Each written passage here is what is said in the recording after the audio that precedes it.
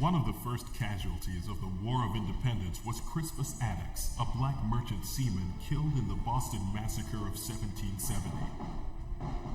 Slaves and free black men fought together in the Continental Army, but after the Revolution, African Americans were largely barred from serving. Some ignored the ban and fought valiantly in the War of 1812.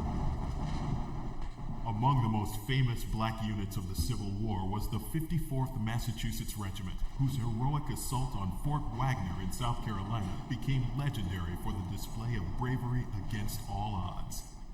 Lincoln's Emancipation Proclamation prompted thousands of freed and escaped slaves to fight in the Union Army and Navy. Their brave efforts helped to defeat slavery and gain the vote for African Americans. After the war, the Army maintained a number of black units. In the West, they helped preserve order on the lawless frontier. Native Americans called them Buffalo Soldiers. Among their feats in the Spanish-American War, the all-black 10th Cavalry Regiment assaulted San Juan Hill. With America's entry into the First World War, heroic units of black soldiers included the 369th Infantry Regiment. Known as the Harlem Hellfighters, they served on the front lines longer than any other American unit.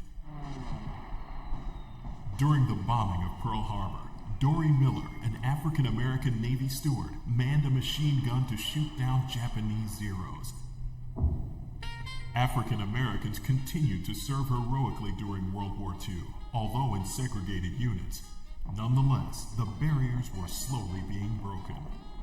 Black women were now able to enlist in the armed forces, and the number of black officers was increasing dramatically.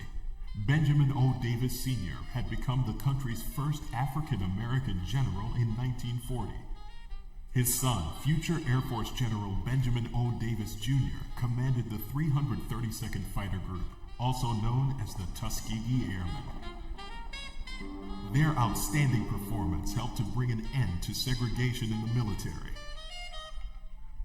In 1948, President Truman issued an executive order directing the military to give all soldiers equal treatment and opportunity.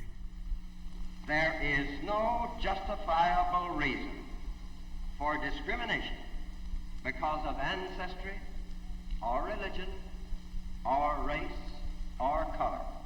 By 1954, the Army had become the first major U.S. institution to integrate. A decade later, during the Vietnam War, blacks and whites made up an integrated fighting force. Joe Nguyen is a veteran of the Vietnam era. Joe remembers the early 1970s as a time of challenge and change. I would have to say there was racial tension, not only in Vietnam, but many of the bases stateside as well. We wanted more civil rights, fair and equal opportunities. Same type of individuals who are challenging you at home are challenging you in the military. After Vietnam, black men and women volunteered in large numbers, and African Americans were rising in the ranks. Samuel Gravely, first African American admiral in the U.S. Navy. Frank E. Peterson Jr., first African American general in the Marines. Hazel Johnson Brown, first African American female general in the U.S. Army. General Colin Powell's appointment as chairman of the Joint Chiefs of Staff marked a high point in an extraordinary legacy of service. In Operation Desert Storm, he led U.S. Armed Forces to one of the most impressive victories in military history. Today, African Americans continue to reach for new heights, like Captain Vernice Armour, who served in Operation Iraqi Freedom and became the first African American female combat pilot. My dad was in the military, my grandfather was in the military. I'm also standing on very, very strong shoulders from the people that came before me, black female pilots, Tuskegee Airmen, General Peterson, first black aviator in the Marine Corps. African Americans have valiantly answered the call to defend our country time and again.